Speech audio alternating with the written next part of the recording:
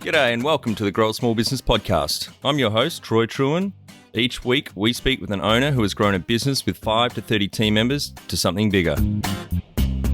Diving into their numbers and unearthing the pain they've experienced, we explore what they did to overcome each barrier and what they would do differently from day one. Let's get into it. Welcome everyone. Today we're breaking from the usual format and speaking with a subject matter expert on management. I'm interviewing Mark Horstman from Manager Tools, which produces the #1 business podcast on iTunes. Thanks for your time today, Mark, and good to see you're doting both a whiskey and a cigar. Yeah, Troy, thank you. It's good to see. How long has it been? It's probably been a couple of years since I think it's been longer. Yeah, because your last trip out here when you played Barnbougle and Lost Farm with Greg and Rod and Groomy, I think I did my usual trick. I was in Europe. That's happened a couple of times. You've graced us with your presence in Tasmania and I've missed you. So, yeah. But 2021, that's the plan. I'll be back. That's it, definitely. Well, let's start with how we know each other. A bit of a backstory here. You started the podcast in June 2005 from memory. Yep. About a year later, I was preparing to move to London to buy into a small IT company and grow it fast. So I asked our very young general manager at the time at our web company for feedback on where I could improve going into the next business. And he said, well, you could get better at managing people because you drive people pretty hard, don't celebrate success, and, you're a bit of a taskmaster. So I got on good old Google and looked for, management podcasts, I think, and you guys obviously came up #1. You're about a year old at that point, and I had a lot of time in the gym before my wife at the time finished at the National Australia Bank. She had like 3 months to play out, so I had a lot of gym time. So I went through the back catalogue.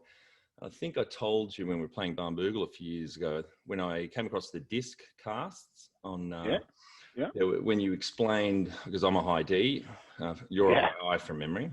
I'm a D and I. A D and an I, yeah. I'm more of a D at work, to be honest. But I remember distinctly when you explained DISC, because I did do it at university, but just didn't really sink in. But the way you were able to explain it, I said to you at Barnbougle, when I heard the D and the I and how sometimes I's can grind D's up the wrong way, it was literally a falling off the treadmill moment. I stopped running on the treadmill and nearly hit my head. It was just mind-blowing the way you explained it. Greg Ramsey, our good close friend, is a high I, and he would absolutely drive. He drives me crazy. He drives you crazy. I love him dearly, and he's a genius idea guy. He is, but he doesn't have the linear focus that high D's do. And you just got to be willing to adjust. If you're going to be effective, you got to be willing to work with all types of people. Absolutely. Yeah, worked with Greg for 7 of the last 9 years at New Zealand Whiskey Collection, and that was people often ask me how I can work with Greg, and I put it down to my own professional development and learning and strengthening of my persistence. So it's been a lot of fun. Yeah, I will tell you that if you're going to be successful in the world, you're going to have to work with all kinds of people, and the idea that other people are wrong is just misleading. It's a fundamental flaw that so many of us have. We want the world to be like ourselves, and the world is varied, and you've got to be willing to pay attention to other people and say, okay, he has a different motivation, a different approach, and I've got to learn how to communicate in a way that's successful with him. Whether or not other people know that they need to communicate successfully with you is irrelevant. You don't control other people, and so that is. I've told people before when we do our effective communications training, I say, this is the single most important professional skill I learned in my life. The willingness to pay attention to other people, to honor them, to respect them, and to say, okay, different approach. I got to slow down. That's usually what I have to do. I have to slow down. I have to change my approach. And it's a question of, do you want to be yourself? Which I find this concept of authenticity to be very, very misleading and disappointing for some of the young people today. Instead of being authentic, let's be effective. And to be effective, I've got to be able to work with people with different styles than me, and I've got to pay attention to their styles. And too many people aren't willing to do that. Totally agree. And that's the thing. You've got to adapt your communication style because as you explain in the DISC model, that we're all wired differently, and that's what really hit home for me is like why isn't everyone thinking and doing the same way that I operate? And that's just not true. There's obviously 3 other quadrants, and you need all 4 quadrants, especially in business, to be successful. And so I now call myself an effective high D because I'm enlightened. I and I adapt my behavior. So working in a meeting, for example, a sales meeting, particularly with, say, a high C, introverted, task orientated. So I obviously change my body language, my tonation, my intonation, and the words I use and the pace, etc., to more, to get to their level or style of communication, I guess. Yeah. Yeah. And it's Yeah. so effective. Yep. It works. Yeah. So closing out how we know each other. We did meet briefly in November 2007, I think it was, when I was in London. We had a meet up after a London conference there at one of the Pizza Expresses. I think you and Mike were there. Yeah. And I sat next to Kate, your daughter, over dinner, and we had a brief chat. And then it wasn't until a few years later I emailed you and asked you down to Tasmania to play some golf with us, which we thoroughly enjoyed. And we now compete for the Mark Twain Cup. So the Texans versus Tasmania. Yeah. Yep. Do you? I think you. One of the that cup is one of the highlights of my life. Really, it's just delightful that we can do that. That we find time for me to come over there, for y'all to come over to the States, and it means a lot to me that there's that cup. Yeah, great. And you've got the cup at the moment? No, I think Greg has it. He informed me. I will tell you a story about Greg that is not favorably reflecting upon Greg. We were teeing off at the first tee of Shore, my course, Monterey Peninsula here in Pebble Beach. And I had discovered that we had been playing straight up, he and I, for years. And come to discover that international handicaps back then, now there's one standard, were calculated differently. And he owed me 3 or 4 strokes around. And he said to me, I said, we're not going to play straight up. You owe me some strokes. And he says, oh, you've just figured that out, have you? Ooh, Greg. Oh, no. Ooh, let's be gentlemen about this. Yep. And we beat, my wife Rhonda and I beat he and Groomy, I think 7-6. Yep.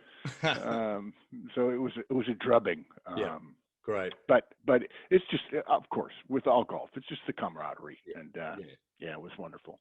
I haven't had Greg on the cast yet. I'm saving that big one up. That's going to be quite interesting. Yeah. It's a few minutes. Oh, yeah. Yeah.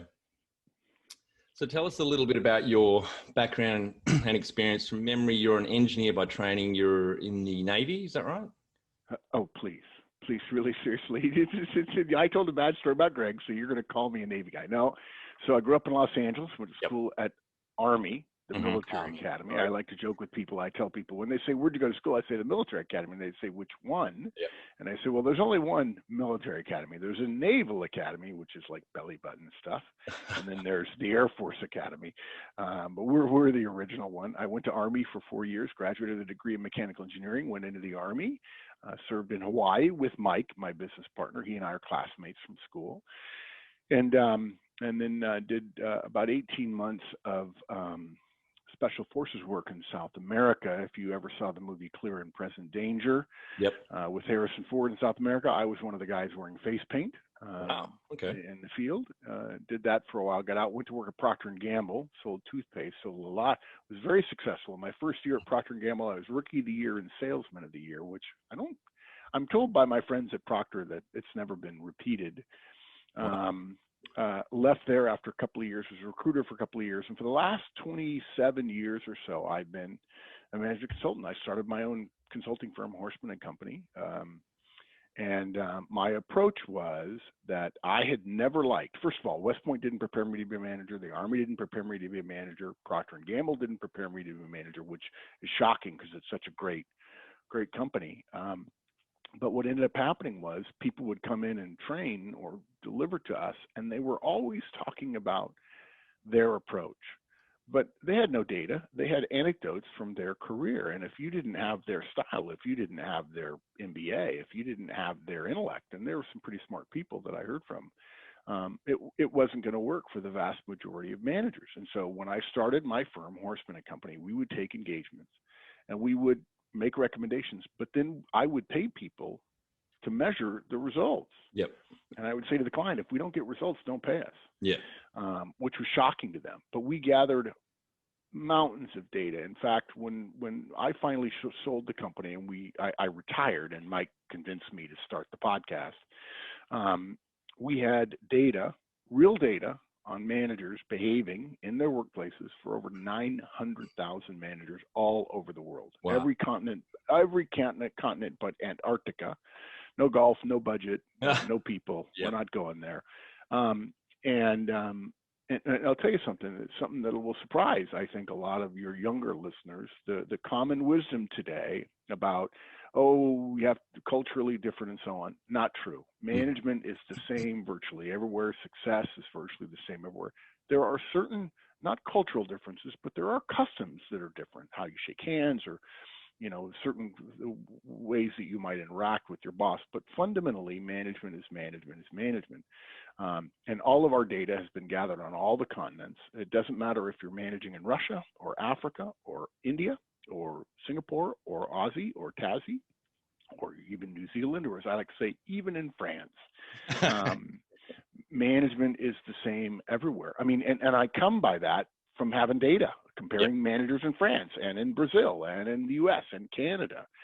And a good part of that is organizational life and the need for profit, although we've worked with government and nonprofits and academia. One of my big clients right now is the University of Sydney. We trained virtually every manager in the IT space at Monash University in Melbourne. But basically, we built up this huge pile of data, and out of the data that we gathered, we came up with a series of tools that we taught. I think one of the things that makes us different is our clients are while companies certainly hire us, our guidance is for individual managers. Yep. We don't go in trying to change a company. We try to change the behavior of individual managers. And I think maybe one of the most important things for me is that I don't care what your personality is. I don't care how smart you are. I don't care whether you're naturally a people person or not. I don't care if you like email or don't like email. I don't care if you're outgoing or shy.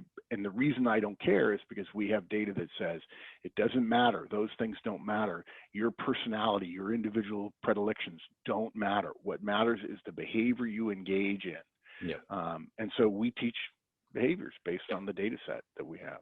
Yeah, I love the data that you talk about. One of the books you recommended years ago, one of my favorites, which is Break All the Rules, What the World's Best do. And, the Gallup organization had millions of data 60,000 data points on managers. It's one of my favorite books that we didn't produce because it's really rooted in data. And one of the things they talk about, which is funny, is, leverage your people's strengths. Don't try to fix your people's weaknesses, because most of us aren't that good at fixing people's weaknesses. And really the strength is to leverage other people's strengths. And what's funny about that is Peter Drucker said that.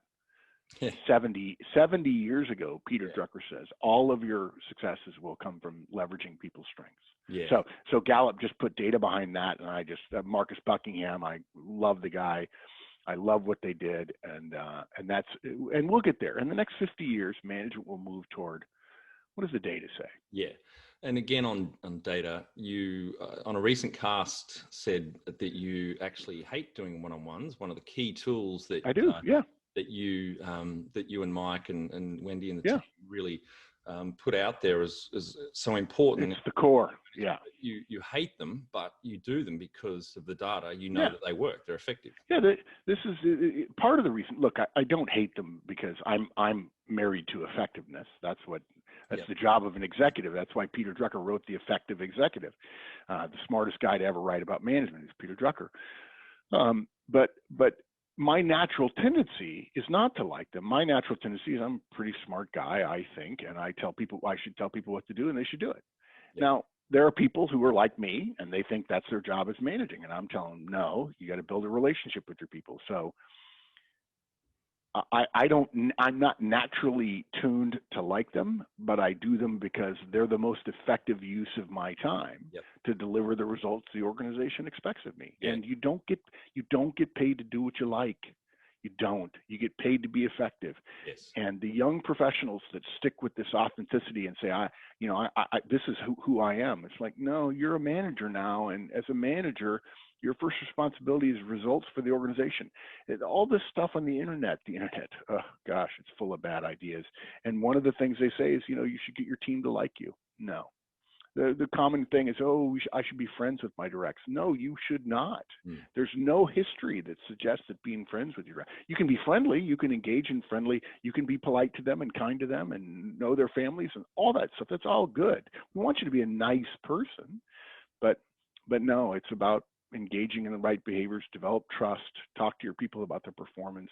That's the next thing after one-on-ones. Now that I'm known for one-on-ones, the next thing I'm going to do is say, don't talk to me unless you're giving really detailed, specific, actionable feedback all the time to your people. You've got to develop people, because there has to be an engine for growth inside the company rather than buying companies or hiring other people in. We have to create an internal engine for growth, and that's personal development. It's hard. It's uncomfortable to be in that professional position, but you got to be willing to do it. Otherwise you're not contributing to the future productivity of the organization.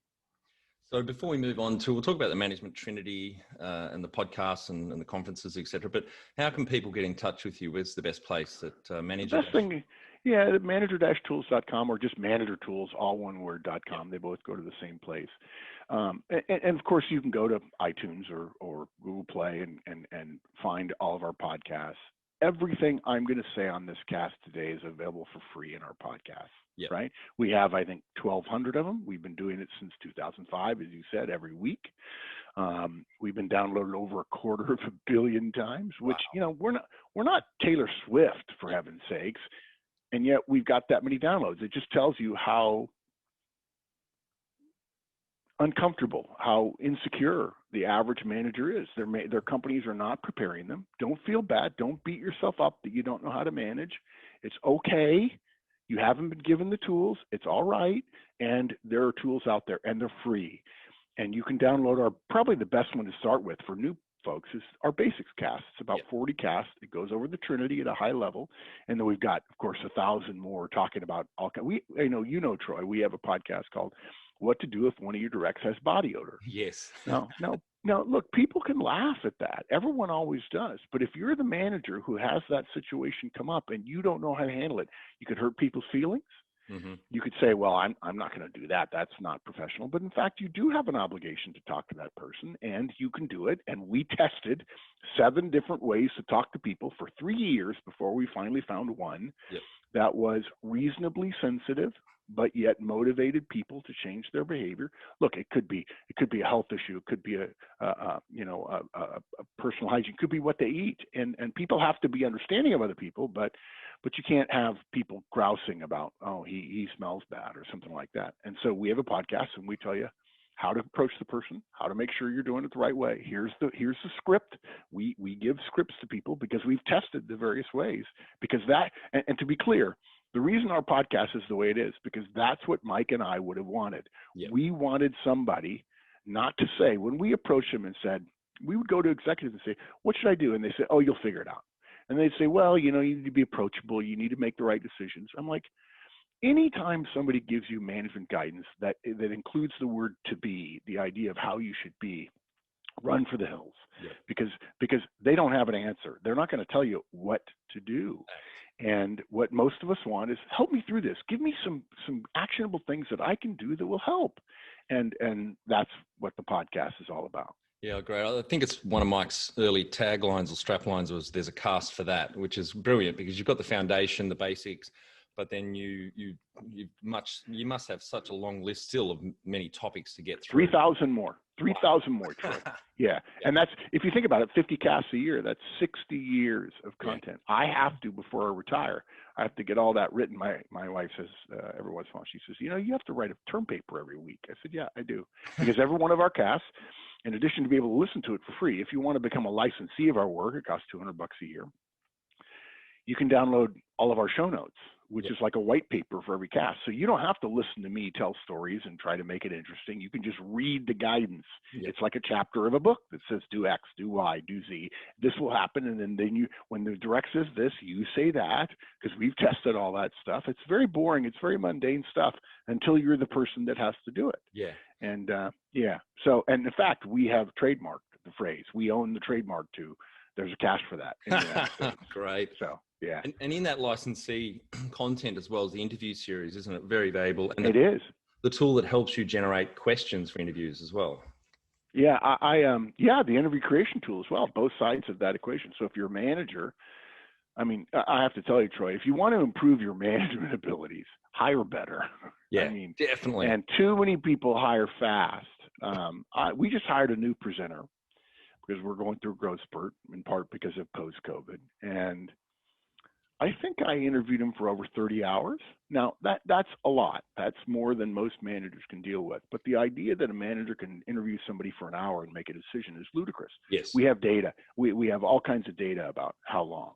And by the way, it shouldn't be just the manager. You should have the peers of the person interviewing as well, so they can learn how to interview and they can provide input on whether or not this person will be a good teammate. And you have to know how to ask the right questions. And we have a tool that go into the tool. If you're a licensee, you can use the tool, answer these questions, all multiple choice or essentially a Likert scale of 1 to 5, and it will print out for you the best questions based on your analysis of the job.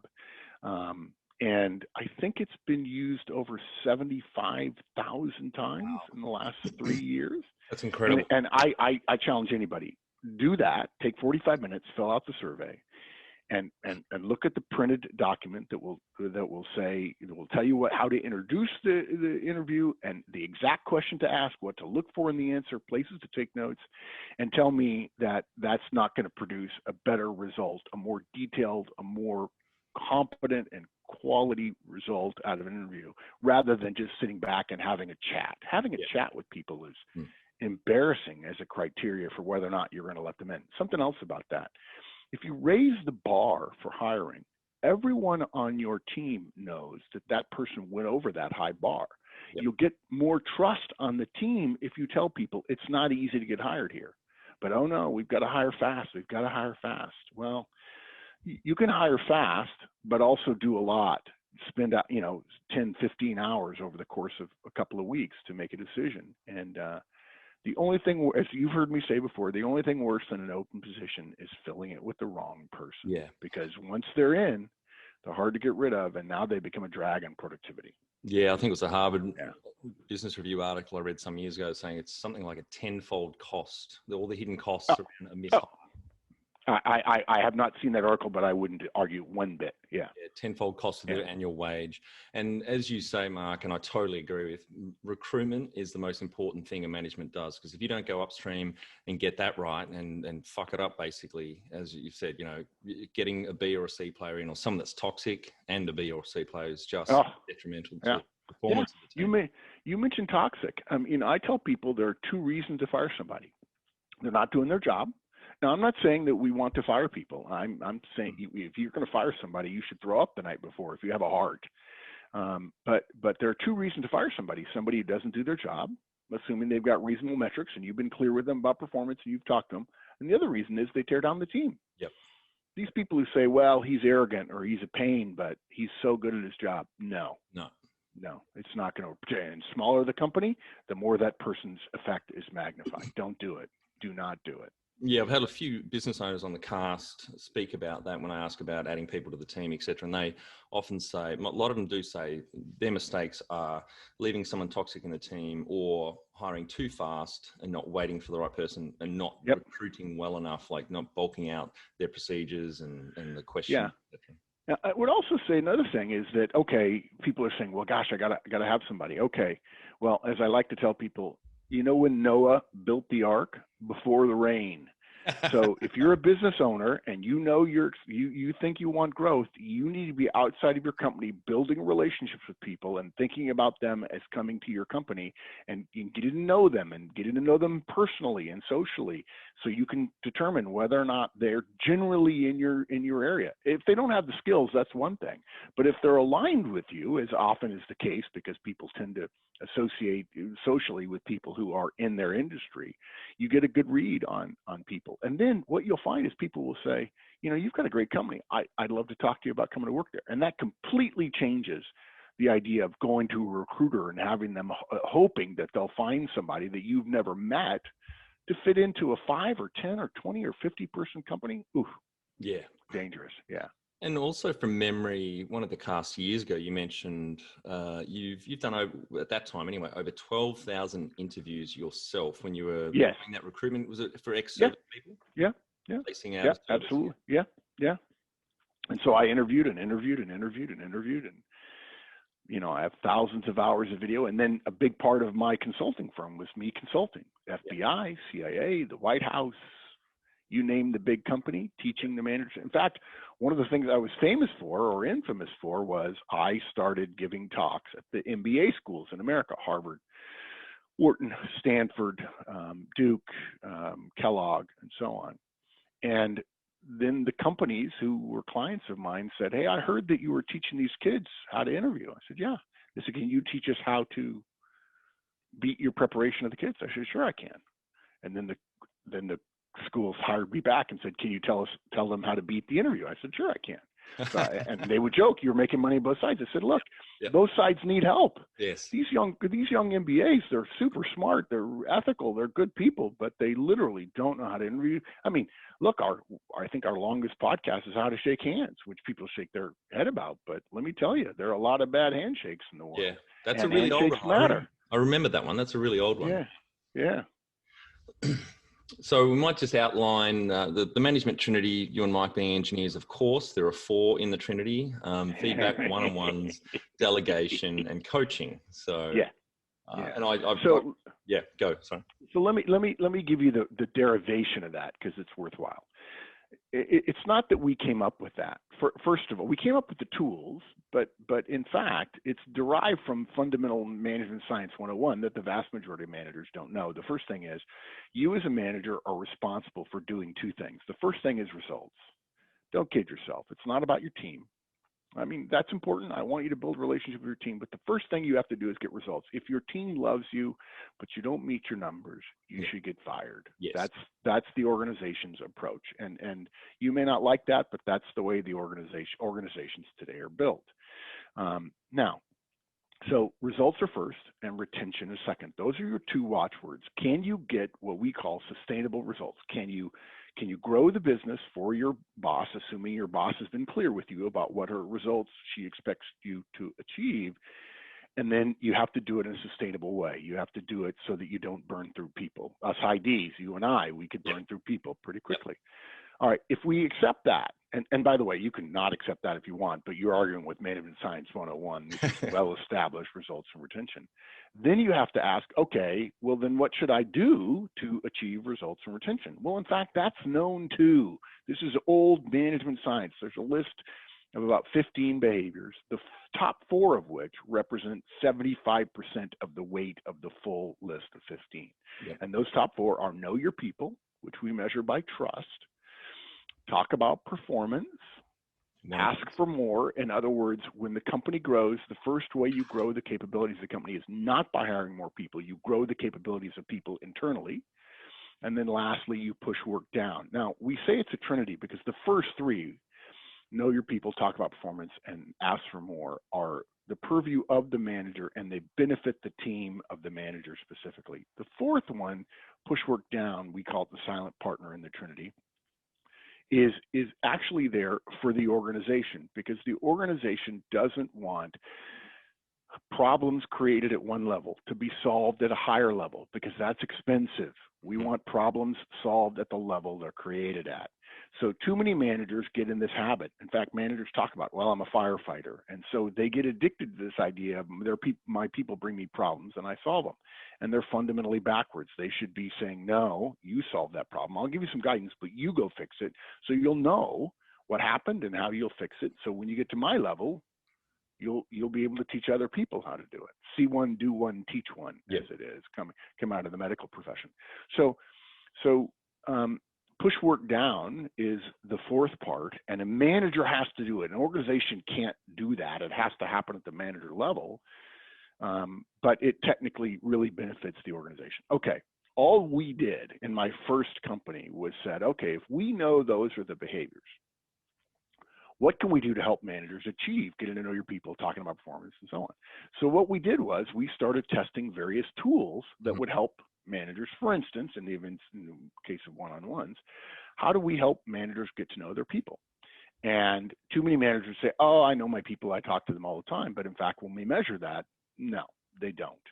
And the measure for knowing your people is how much your people trust you. I kid managers all the time. I say, how well do you know your people? Oh, I know my people great. I said, okay, what are the first names of all their kids?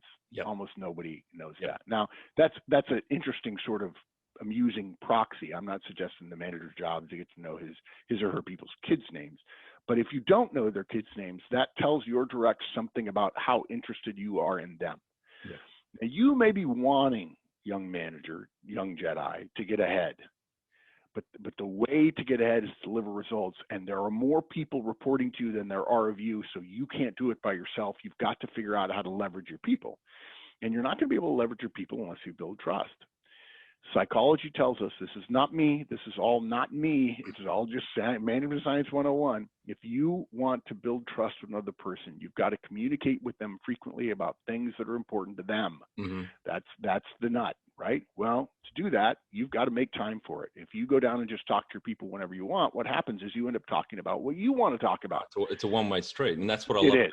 The one-on-ones, the first 10 minutes is for them to talk. The next 10 minutes is for you to talk, and the last 10 minutes is to talk about their performance.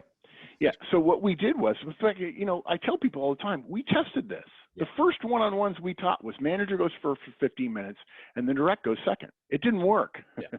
We wanted to put the manager and direct together and have them have a conversation, a focused conversation. It didn't work. So we flipped it around. Luckily, we got some data that somebody was doing it the backwards way and it worked. And so we put the direct first and that's where we hit it off. And so we've continued to refine it. We're on version 19 now of our one-on-ones because we got data that says, no, this is better than that. This is better. And by the way, that's the model for everywhere in the world. It's the model for frontline supervisors and it's the model for CEOs. I tell people, I taught 2 U.S. presidents to do one-on-ones, President Bush and after President Clinton. And they both did one-on-ones when they were in the White House.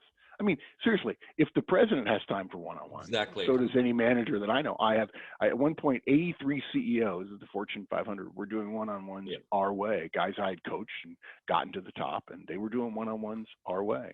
I was about to jump on that point because when I coach CEOs and general managers and part of my work, I always get that pushback. I'm sure you do have heard it a lot. I don't have time. 30 minutes a week.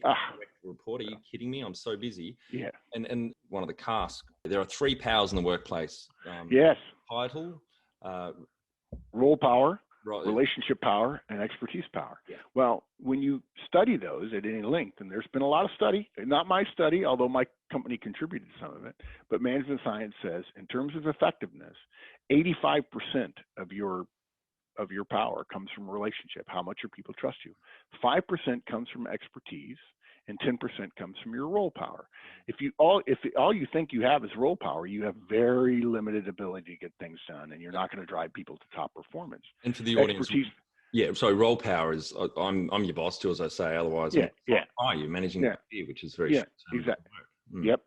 Expertise power is other people come to you for advice. They follow your advice, and it works. And you're known as an expert. There are very few people who are truly experts.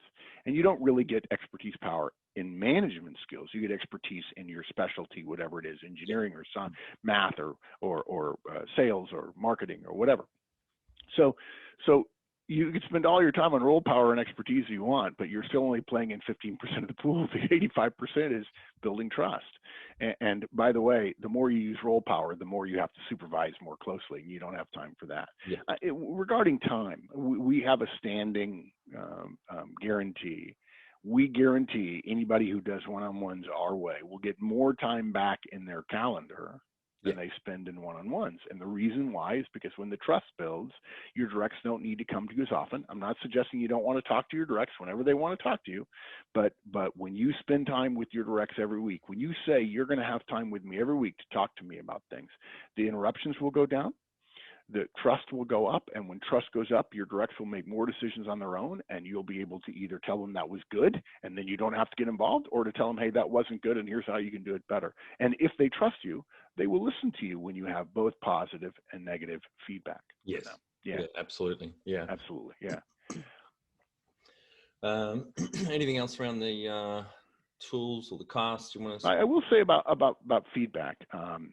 feedback is my sort of my white whale, because so many people adopt our one-on-ones and just say, my gosh, it's the greatest thing in the world, but I'm struggling with feedback. I'm afraid. I'm afraid of hurting people's feelings. Well, ask yourself, what do you want from your boss? I call it the Horstman middleman test. If you're a manager and you've got directs and you also have a boss, does your boss give you enough feedback? And the answer every single time is no way. I want more. I want more, right? What do you think your directs say about you? The same thing. So you're saying to your directs, I know you want it because I want it from my boss, but I'm not going to give it to you because I'm uncomfortable. Again, we don't get paid for comfort. This whole thing of comfort is, I want to feel good at work. No, organizations don't care about that. You can start your own company and make it all about feeling if you want, but don't join another organization and expect it to be about feelings.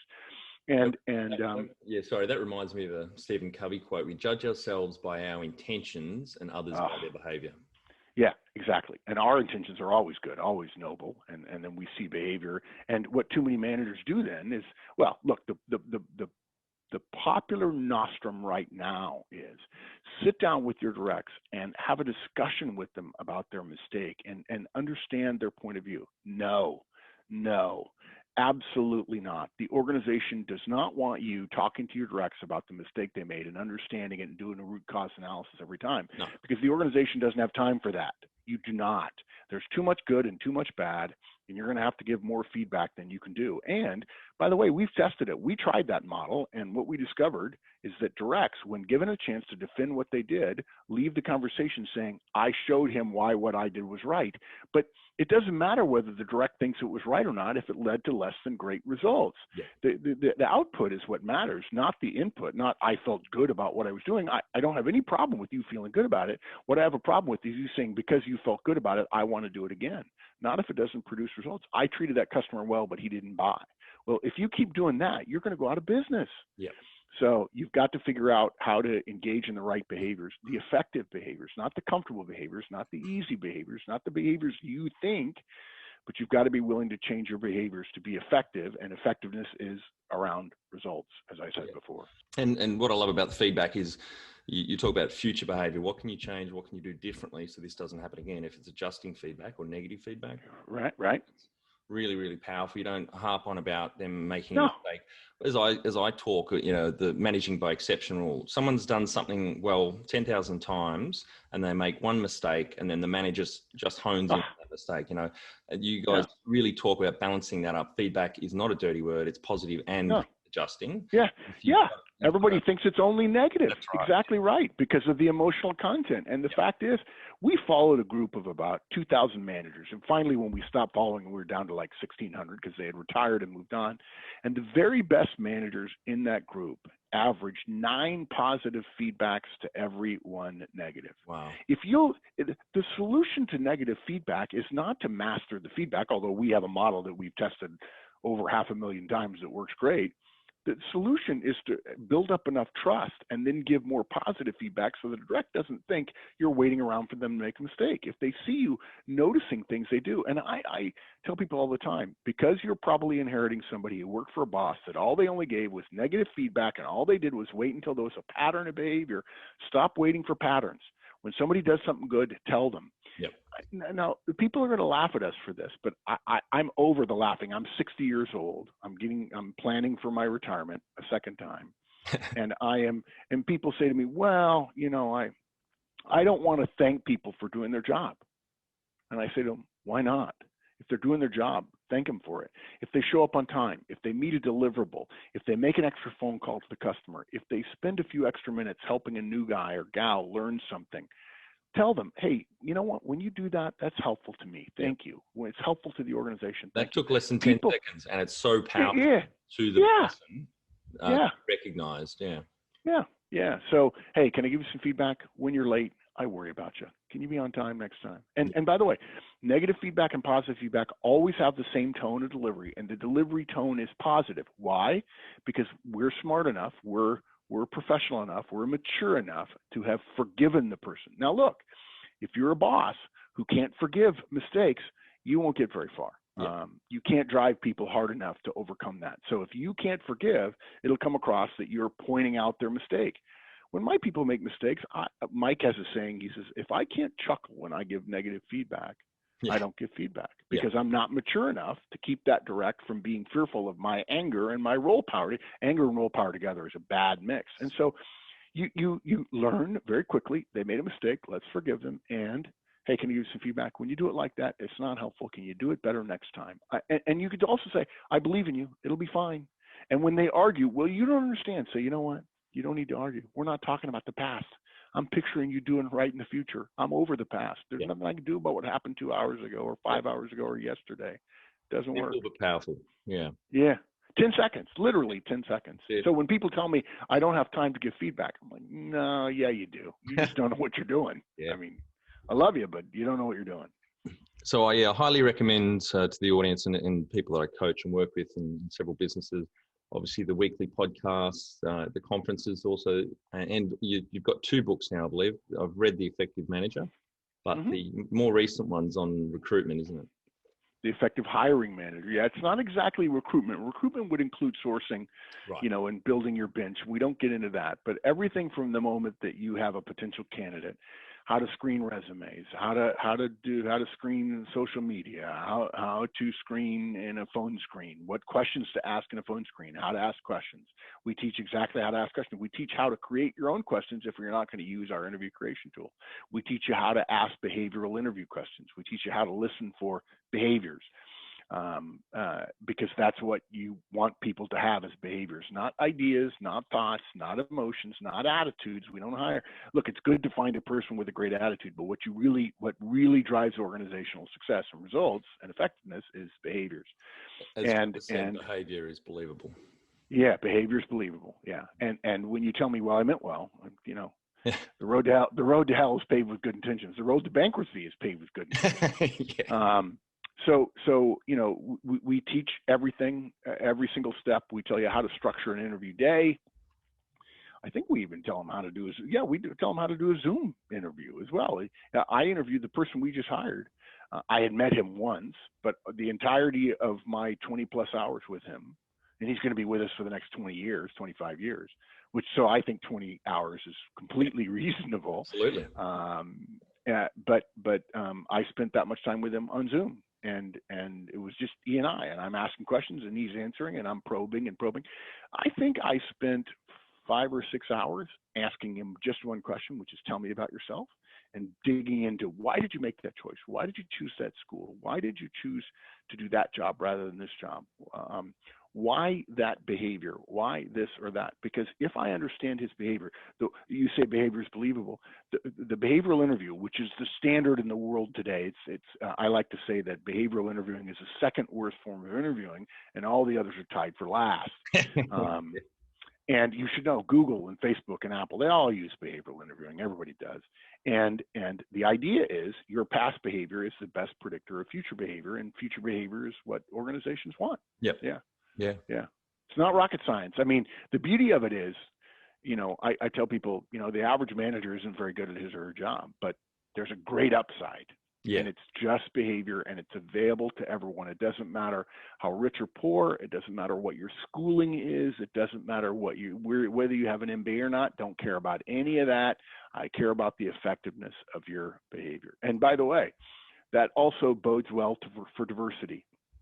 Because if you're looking at behavior, you're not thinking about how old they are, how young they are, what their gender is, what school they went to. Those things are all, the school might be an indicator, but look, you don't have to compete for that. Compete for behavior. That's what will drive the ultimate results. Yeah, I think I advise a lot of people start with the 2 books, particularly The Effective Manager, because that does talk about the basics, coaching, feedback, one-on-one delegation. Get into the podcasts, become a licensee, have a look at the conferences as well, because I think your material, the Manager Tools material that you guys put out there is excellent, and there is such a void for good management training material and support. I think it's that level in business which is totally underrepresented, I think, when it comes to improving people's performance. I've been telling people didn't really realize it. I've been saying it for years, but people didn't really realize it. But now that the company has some credibility and we're known, and I mean, I have a picture in here of me with the Wall Street Journal a couple of years ago, but I tell people, if you become a licensee, you get my email address. Yep. You don't have to face another management problem for the rest of your life without sending me a mail. And we have a rule, and the rule is, it's widespread. It's not just at our company. It's true everywhere. When it comes to management, you don't have to have all the answers, right? Because it would be bad if you did, because all of us don't. Yeah. And the second part is, if you don't have to have all the answers, you sure as heck don't have to have all the answers right now. So when a direct comes to you with a problem, you don't know how to deal with it. So you know what? Thanks for bringing this to me. Let me think about this. And if you're a licensee, you send me a mail. Yeah. I get 500 emails a day, and I answer every one of them. Wow. Every day. Because if you're a licensee, I want you, if you're connected to our community, if you're listening to the podcast, and if you have a license, I want to help you so you don't go through the misery that Mike and I did for years of wanting to be good, but not knowing how. At least if I swing a golf club, I can pay attention to the ball and so on. But if I have a bunch of bad swings early in my career, maybe my boss will never let me be a manager. And we also have, by the way, we were talking about manager tools, but we also have another cast, which is very popular. Career tools. It's one of the best career tools for those people who are not yet managers, and we teach you how to become a manager, and we teach you how to do good in your job. So it's all free. Great. Yeah. Do you have any examples of how powerful being a better manager can be for business, particularly small business? Sure. I think small businesses are the worst at management. If you take all businesses and you say, let's say for-profit businesses, small businesses are the worst because they have less resources. Also, there's less organizational feedback to them about how they're doing. There's no career path, and typically founders of small businesses are very engaged with customers or with writing code or whatever. They're distant. They don't want to think about management. They're thinking about their product. They're thinking about profitability. Think about after the last year. The year before 2021, I like to call it the year that will not be named with a number. They were worried about keeping their company in business. They didn't have time to mentor individual managers. About the only thing that comes close to being as bad as a manager in a small business who doesn't have any resources available to him or her is government and academia, which is, I mean, academia is the worst of the worst of the worst. God bless them, I love them, but it's not good, because academia, for good reasons, says that's not what we value, right? We value learning for students, and that's all well and good, but there's still an organization there, and there's still our managers, and there's still some managerial behavior that has to get done so the trains can run on time. But what I would say to a small business person is, if you think that you have a great product, but you find your company inefficient, or if you find that there's an awful lot of internal drama, tension, or conflict, those are problems with management. Okay, the people, you need to have strong managers with your software developers and your marketers and your salespeople reporting to those people, and you need to, as a leader, you need to empower those managers to do their job, and you need to train those managers how to do it. Look, a great example would be for your listeners to Google a phrase called Project Oxygen. Mm-hmm. And it's funny because, as it happens, Googling that phrase will take you to the New York Times article about Google's Project Oxygen. Yep. I was there when Google Project Oxygen happened. I was training Google managers in managing. Google was famous for, we're not going to do that. We're going to promote the smartest person. We're going to promote that PhD. He's the smartest one in this specialty area of analytics or whatever. And he'll sort of guide his people. Well, they discovered it doesn't work. It really, really, really doesn't work. And Google was struggling. John the Welder, wasn't that one of the casts you did? Promoting the best welder. Yeah. May not want to be, or even have the well, what happens to people who get promoted? They think they got promoted for doing their job good, so they do the same job, more of it. And if they don't know how to manage, they're going to, whether they mean to or not, they're going to avoid doing the management stuff, stuff it into the smallest corner they can. And then then the people beneath them are essentially bereft. Yeah, that guy, the welder, I saw it happen at a utility. Guy got promoted to be the manager of the welders, and he didn't manage, and he wondered why his job was in jeopardy. And I said, please, let me help this guy. Let me save him, right? Because he's a good guy. He was a great welder, and now you've put him in a job, and he doesn't know what to do, and you're not helping him. And we saved him, but this kid was in misery. He was 45 years old, and he was miserable. He said, I thought they wanted me to do more welding and to teach other people how to weld. No, not exactly. So, yeah, so I would say for small businesses, you've got to teach yourself, your managers, the basics. Now, some will take to it and want to do more. Others may choose to stay where they are or maybe go back to an individual contributor role. But you have to accept that you can't have nothing but software developers and marketers in an IT company, for instance. You've got to have some people managing them. Otherwise, as you grow, literally you'll spend so much time on internal tension and drama and conflict that will eat up all your profits. And profits, everybody, you don't want to be too profitable. Sure, you want to be very profitable because profits pay for future growth. Profits are just money you take in now to pay. It's capital that allows you to invest in the business more, to acquire more customers and to hire more people. So profit is not a four-letter word. And if you are not as profitable as you wanted to be, I don't care what your margins are, you've got to put in place some management structure. You might not appreciate management. That's okay. But that's like not appreciating the toilets in your house. Yeah. You don't appreciate them, you don't take care of them. The most beautiful house in the world with crummy plumbing, nobody will live in. Yeah. And so management is like plumbing. It's boring, it's unsexy, it's not cool. I think I have the uncoolest job in the world, but boy, is it necessary, right? You want a house that's well plumbed, you want the electricity to work, you want the utilities to work. That's what management is. It's utility. And I think it's really important for business owners listening that, reinforcing how important this manager role is, setting a really high standard or bar, and then getting this material in place. And as you said, if someone already in a manager role in the business isn't up to it, they don't want to step up or they can't for whatever reason, then you'd need to seriously consider stepping them down to individual contributor. Yeah. And you know what?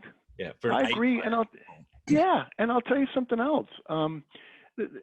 They promote the best guy, the best gal, and that's maybe not the right choice. Maybe the second best person has more of a proclivity to be willing to learn management. And too often there's an up or out mentality. This guy's, he's not helping us. We need to get rid of him. No, he was good before. Put him back down a level and build enough trust with him or her that they can hear you say, you know what, you're great. You're important to us, but you're not working on this role, but we don't want to lose you. You're an important part of the history of this company.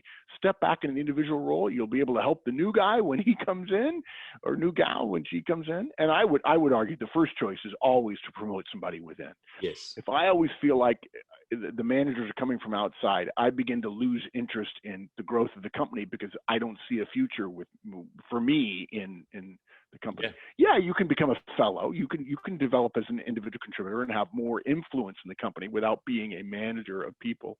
But you've got to have some managers of people. You do.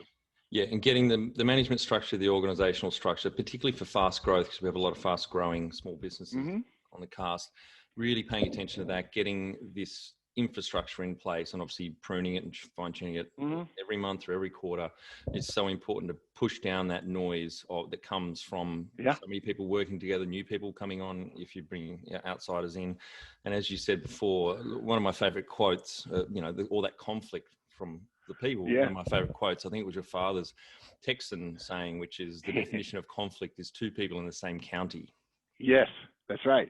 And then, by the way, you get a little bit bigger, and the definition of politics is three human beings in the same county. When people at lower levels look up, I tell people this all the time. You look up at the top of your organization and you see all these decisions made by politics. What you call politics, the people at the top of your organization call collaboration. It's not politics. And in fact, if you want a job without politics, die. Because there is no such thing. Politics in organization, it's not governmental politics, and you don't play politics. You understand politics because politics are relationship effects inside organizations. That's what they are. So the people at the top, they horse trade a little bit. I'm the sales guy. I want a new product. I better have a good relationship with the guy in software development to motivate him or her to say, hey, can you get me this product? Now, if he doesn't like me, if she doesn't like me, they're not going to give me the product and I can't sell it. By the same token, if I'm the software development chief, if I'm the head person and I believe we could come up with something fairly inexpensively that would be great, but the sales manager, she doesn't like me, it's not going to get sold. And so you have to build relationships closer at the top. The closer you get to the top, the more your job is less yours. Yes, you've got an area of the organization that you're responsible for, but it's all about collaboration at the top. But people say, well, look, if it's just a software decision, then we should have done it this way. Yes, but it's not just a software decision. It's a customer decision. It's a marketing decision. It's a sales decision. It's not that easy. It's just not. So, yeah. All interconnected. Yep. And what's one thing you think, particularly small business owners, do really poorly in the area of management? Spending a little bit of time on it. A little bit. A little bit. And look, I'll tell you what I think. It'll some small business owners say, I don't have that time, but you can either pay me now or you can pay me later. Yep. If you don't take care of a little bit of the time, but I would say no more than 6 hours, 8 hours a week. That's Yep. all you need. Okay. And I know that small business owners, if they're like me, they're working ungodly hours. I've owned my own companies for the last 27 years, and there's always more to do on the top end, with customers and with products and with positioning and so on. But that said, 6 to 8 hours a week, that investment will save you thousands of hours later, building a little bit of a structure. It's not much. And then trusting people and not getting in the habit of trying to solve all the problems. Well, why did you do it that way? I would have done it differently. Yep. You know what? The person beneath you is not supposed to do it your way. They're supposed to do it in an efficient way, in an effective way. It may be different than yours, but you have to give up some control. And when you're a one-person company, you have total control. When you have a two-person company, you have a little bit less control. And most founders have such a fervent belief in their vision and their dream and their product that they think that the way to do that is to control everybody. We have a podcast called The Rule of 150. It comes from Dunbar's number, which basically shows that when you get to about 150 people, you're getting too big to keep all that in your head. You can't control it. All you can do is kind of influence it, and it's better to have a small group. And so I find companies with 20 people that have an HR person. That's ludicrous. You don't need an HR person at 20. You need some good managers. Maybe when you get to 150, okay, an HR person. One, just one. And look, I used to say I hate HR. I don't say that anymore. I now say I hate bad HR, and there's a lot of bad HR. But you don't need an HR staff until you get to 200 people. You don't need a lawyer on staff until you get to a couple hundred people. There's outside agencies that will help. If you have good management, you don't need HR until you get to about 200 people. Yep, totally agree. Do you love talking small business growth with other owners? We have a vibrant online community from many industries around the world. Plus, we regularly add new tools and resources for community members and host 2 webinars a month to help you grow your small business. growsmallbusiness.com. Professional development resources you'd recommend, books, podcasts, conferences, obviously apart from your own, any good ones out there people should go to? Yeah, so there's almost no good management training. This sounds so bad outside of us. I mean, I'm sorry, but the vast majority is horrible. No, I agree. I would say that if you can do something with the Gallup organization, Strengths Finder is a pretty good system. I happen to like situational based leadership. It's pretty good. It's a little vague, but it's better than the vast majority. If you were in the States, I would say if you have a chance to get executive coaching, if you have a chance to do like a week of executive development, there is one place that's every bit as good as us. It's called the Center for Creative Leadership. It's in North Carolina. I think they have offices everywhere. Everything CCL does is world class. Right. If you get a chance to get a 360 review paid for by your company, if you're a founder and you want to do it, get it done by CCL, Center for Creative Leadership. World class people who understand management, understand executive life, understand founders as well. If you're going to read books, if I were a founder, I would certainly read Clayton Christensen, The Innovator's Dilemma. Well, I had Bob Messer on the cast a couple of times. Bob's was mentored by Clayton, Clayton Christensen is probably the most ethical, insightful, You know, of course, he passed away a couple of years ago, Yeah. but just an absolute genius. His books are great, and you could just Google him and watch his YouTube videos. I mean, it's really, really special. In fact, his book about what kind of life you want to lead, I think is really, really good for founders who all they do is work. If you're a founder and you're ready for a little bit more, I would say The Effective Executive, the greatest business book ever written by Peter Drucker. And you were fortunate enough to meet Peter nope, before he passed away, didn't you? Never met him. Wanted to, never did. Wow. One of my great regrets is not having met him, just to shake his hand and say, Yep. do you understand what you did? And he said, no, it's not me. He was such a humble guy. man. Because he was around, he was consulting in the 40s, so for P. Sloan. Yeah. 40s. Yeah. Huge. Yeah. But he was still around when he wrote Effective Executive 50 years ago. There's not a sentence in Effective Executive that isn't accurate today. It will sound anachronistic a little bit because some of the terms are, but it doesn't matter. He was particularly good with executives in large organizations. I like the book Execution by Larry Bossidy, Bossidy. Mm-hmm. It's the best book in detail about what executives do. And he talks about how he would meet with a plant manager and what he would do and how he would follow up with them.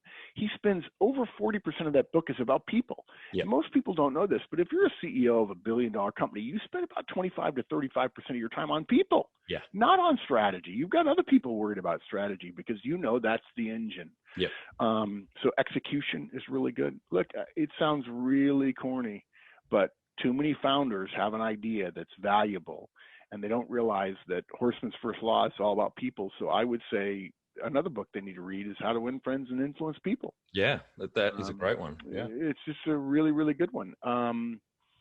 Let's see what else. Anything by Drucker. Now, look, I have to say, I always say when I recommend Effective Executive, Effective Executive is about 3/4 of an inch thick. It's not thick. Drucker's other book, which people mistakenly buy, is Management, which is about 400 pages long. I recommend it, but it's not the first book you should read. It's way, way more detailed. Anything by Drucker. I think Seth Godin is fantastic. I think he's an ethical guy. I think he gets what founders have to go through. Nothing else is coming to my mind. No, that's great. I like mine, but I wouldn't put mine next to Effective Executive. I named mine The Effective Manager just as a tip of the manager's cap to Peter Drucker. Yeah. All right, Mark, we're on to our final few questions. What do you think is the hardest thing in management for a small business? Ooh, that's a good question. Deciding to spend time on management issues, on internal stuff. You need to devote, like I said, about 6 hours a week to internal stuff. Look, all results, as Drucker taught us, happen outside of the company. If you're the founder, you're constantly thinking about results. You're worried about making payroll. You're worried about growth and those kinds of things. But you have to spend some time on the internal stuff because that's the engine that leads to the profit or the revenue or whatever.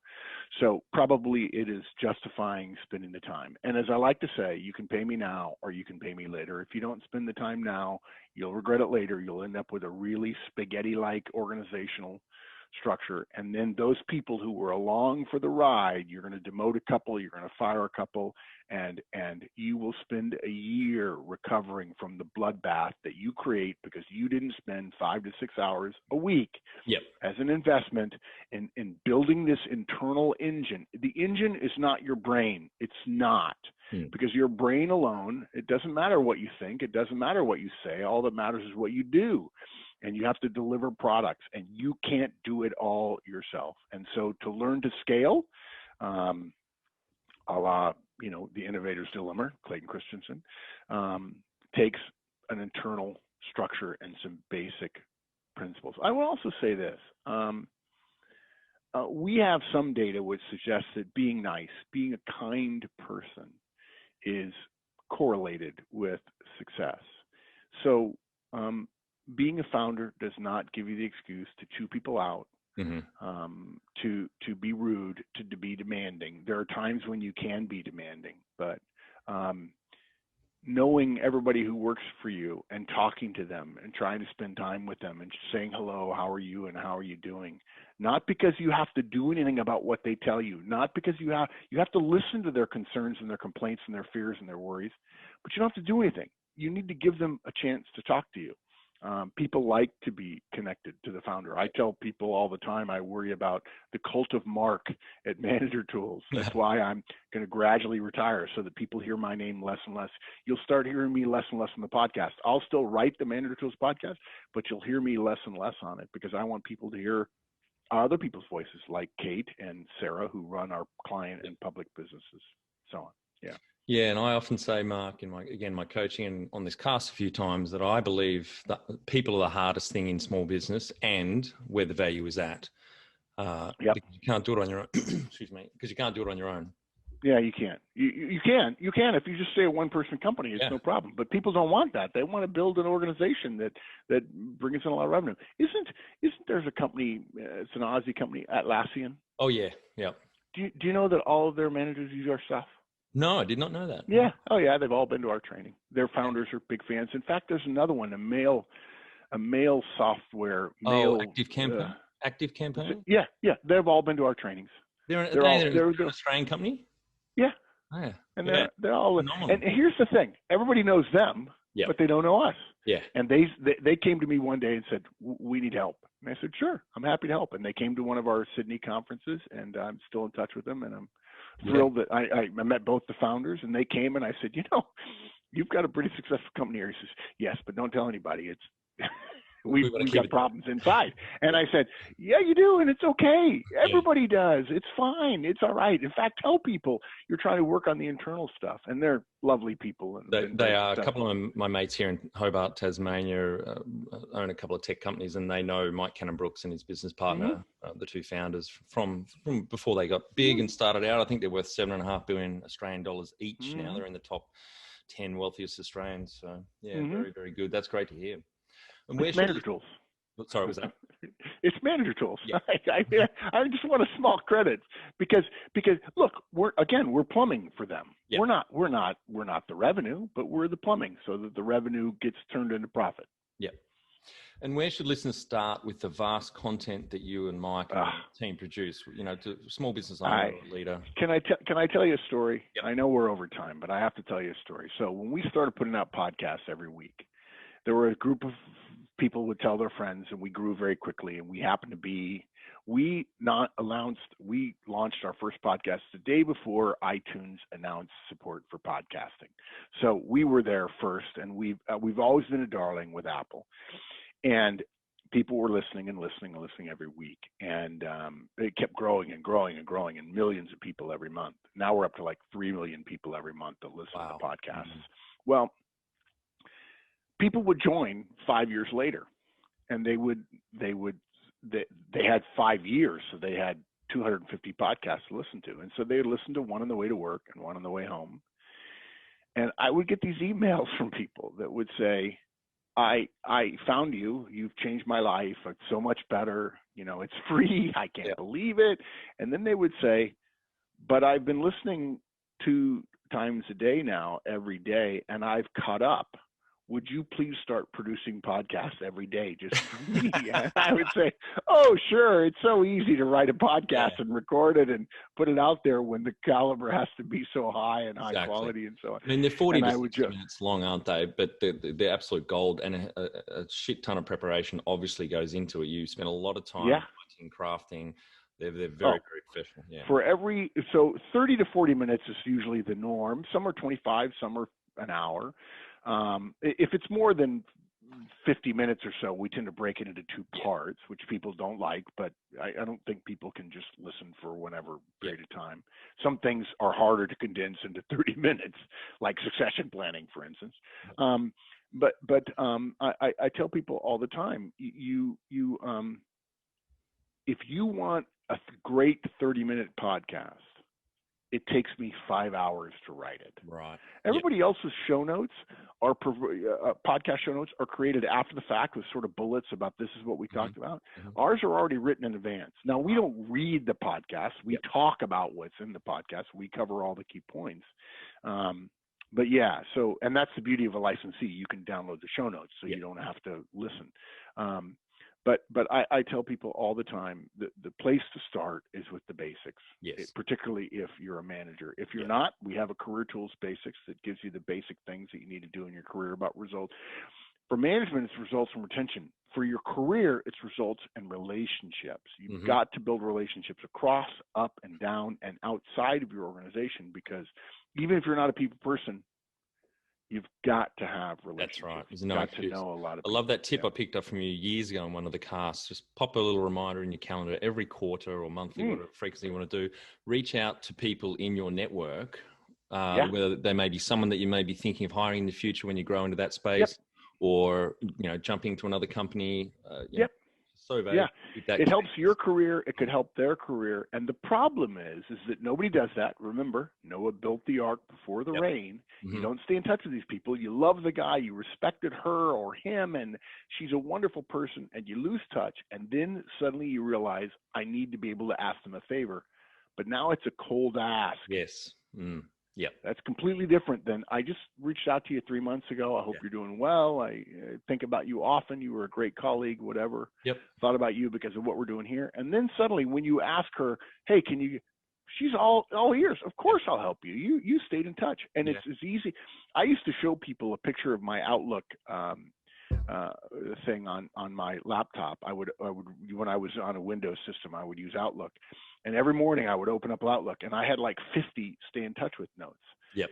That I had to respond to, that were coming up every, Control Shift K, which is a task, and then Control G, which creates a repetition, recurrence of it. And I would type a note, hey Bob, I was thinking about you this morning, hope you're doing well. That's the entirety of our business model. We have no marketing budget. We have no marketing people. We have no salespeople in our company. We simply stay in touch with people whom we've liked, who we've come in contact with. We stay in touch with them over time, and then we reach out and say, hey, do you need any management training? Yep. And people say, yes. And that's the entirety is the nature of our relationships with people. So. Yep. Brilliant. Favorite quote on management? Okay, so I meant to prepare for this one, and so I'm going to tell you my favorite quote, but I'm not going to quote it because it's too long. It's a bit from John Brown's Body, which is about moving flat squares on maps and so on. But I will tell you, if I had to pick one that isn't that one, I would say it is Napoleon's quote: "If you start to take Vienna, take Vienna." and too many people get bogged down with the details. They get bogged down with the background and so on, and they forget what they were trying to do. Oh, you know what? I've got it right here. I have John Brown's Body. Yep.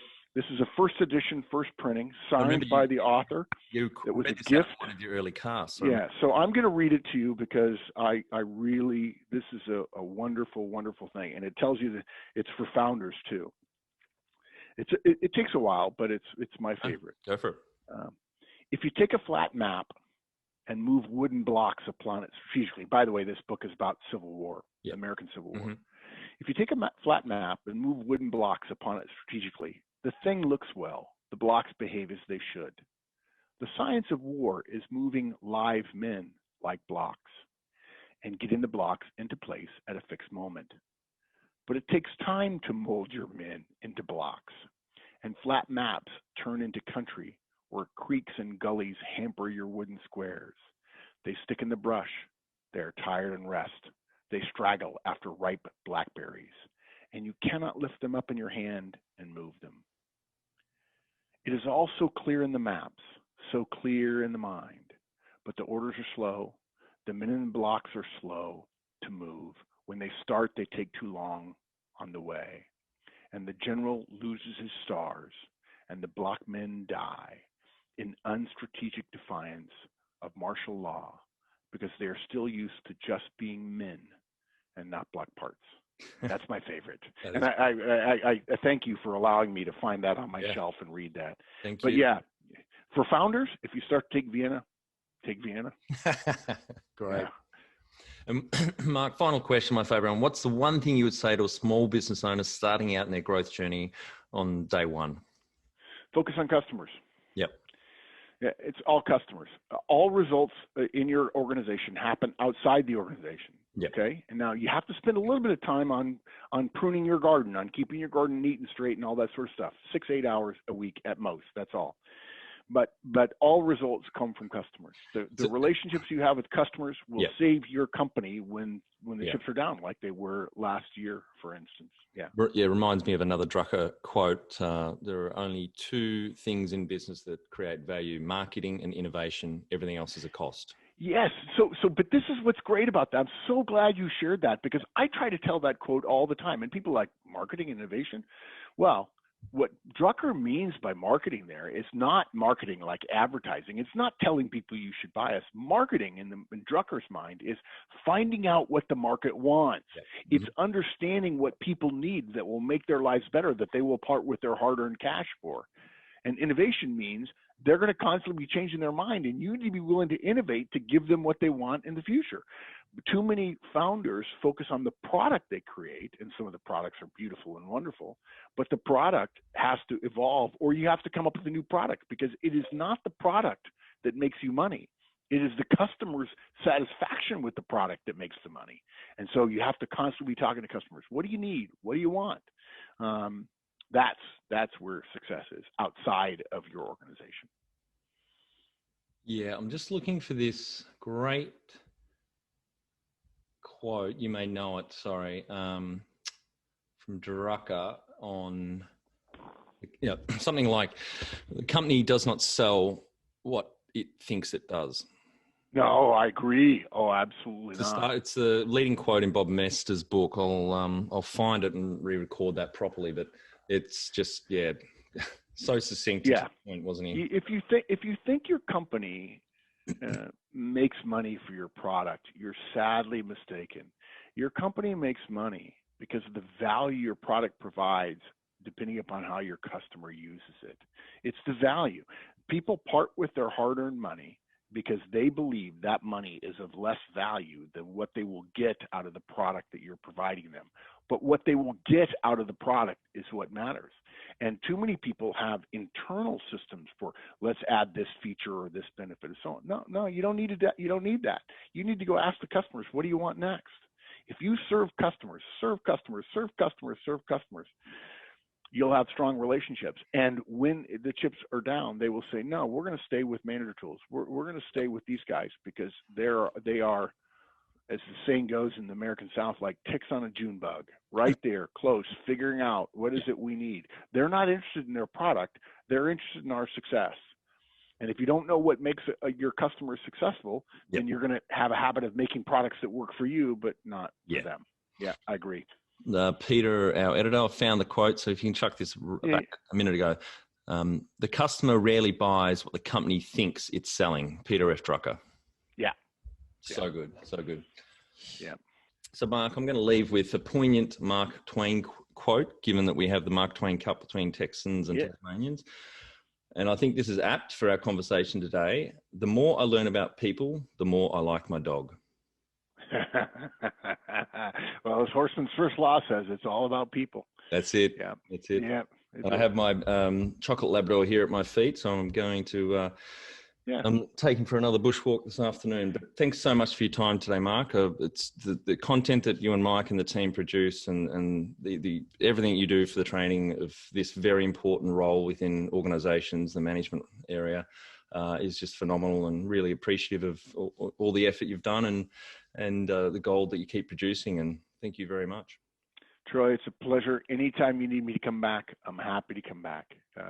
You're a good friend. I admire you and respect you, and if I can help your listeners, I will. Great. Thank you very much, Mark. Thanks, Troy. And for our audience, we would greatly appreciate a review in iTunes or whatever platform you listen to us on. More reviews means we bubble up higher in iTunes, etc., so more business owners looking for podcast help with their growth will find us.